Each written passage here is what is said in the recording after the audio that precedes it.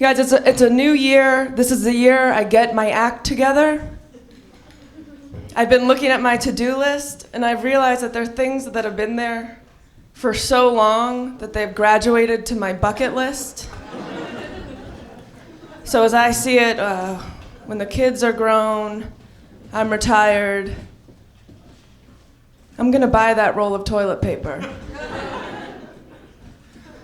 On Facebook, I get a lot of bucket list ads. It says, "What's on your LA bucket list?" And it's a link to, 100 things you can do in LA before you die.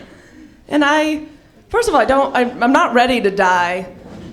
Second of all, I don't want to die in LA. I have great plans of dying at the beach or in the mountains, and please don't let me die on the 101. That sounds awful.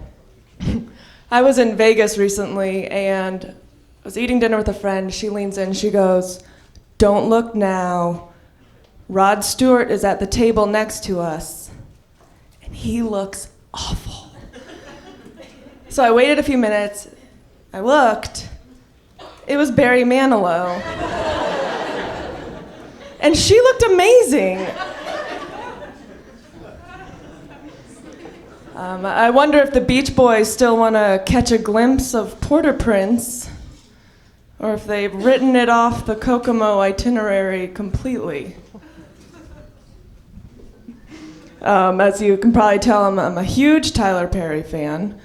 I'm a fan of all his movies, and I'm engaged, so I've watched Why Did I Get Married? I've seen Why Did I Get Married 2? I'm looking forward to What Did I Get Married For?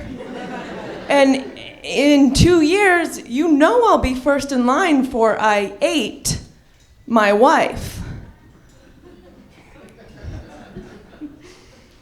Twain once said, "Who do you think you are? Brad Pitt? That don't impress me much." I was on a commercial audition the other day, and I was in the waiting room, and there was a kid in the room. He's about 6 years old, red hair, freckles, headshot in one hand. He had a sideways baseball cap, baggy t-shirt, cool baggy jeans, kind of had a little bit of an attitude. And we're both sitting in the same waiting room, and he looks at me and winks. 6 years old, winks at me. And part of me is like, okay, well, that's really funny. And the other part of me was like, Julia, don't fall for another bad boy.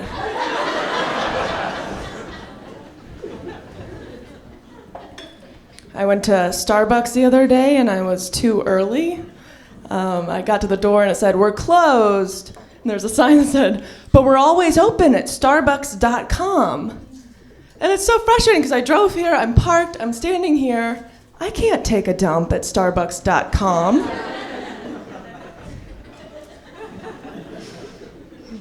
I've been watching a lot of America's Funniest Home Videos recently. It's the YouTube of the 90s. And it's funny, but every so often there's a clip at the end of which you say, "That kid is dead. That accident went horribly wrong in the snow, and I have a bad feeling about that one. That wasn't so much funny as terrifying." And if the kid did die, I wish that the host, Tom Bergeron or Bob Saget, would just, be straight with us. And, let's give it up for tonight's $10,000 winner, in the snow. Now let's all take a moment of silence to remember young Kevin Carlson, who passed away at the end of that video. If anyone has any information about the squirrel that was driving the snowmobile, call the number below. He was last seen wearing a tiny red helmet. Speaking of accidents, when are abused staircases gonna stop using the old "a lady fell down me" excuse? I hate paying by check because it's embarrassing. I have no creative control over the design of my checks that my bank sends me. And I think I recently paid my rent with a check that had a watercolor of 2 puppies playing tug of war with a gym sock, which I don't think fairly represents me. And it made me wonder that, if these rich corporations, when they do the big check ceremony, if they get a starter pack of those big styrofoam checks, and I imagine the ceremony going something like, on behalf of the Annenberg Foundation, we are pleased to present this check for $500,000 to the Jewish Community Center. Our apologies in advance for the check with the 2 big dogs playing tug of war with a towel on it. We forgot to restock the checks. Did you guys hear about the terrorist that tried to blow up an air mattress? It didn't work, and he ended up crashing on the couch.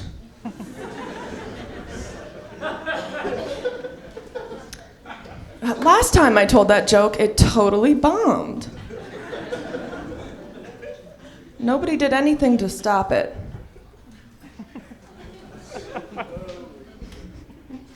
I live in Hollywood, and there's a billboard that says, it's a black and white photograph of a man putting makeup on a beautiful model, and it says, "Make up your career. Apply to the Makeup Institute." And if I wanted to make up my career, I'd stand here and tell you I was a nacho scientist.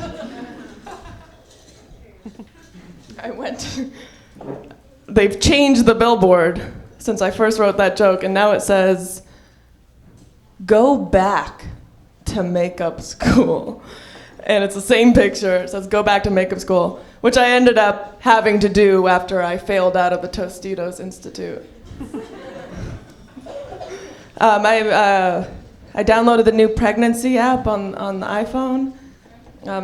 You just download it, you pee on the phone. 10 iPhones later, I realize I can't have children. Have you guys heard about Let's Move? It's Michelle Obama's new program to combat childhood obesity. So basically, Let's Move is Michelle Obama's response to childhood obesity. It was also my response to that time a fat family moved into my neighborhood.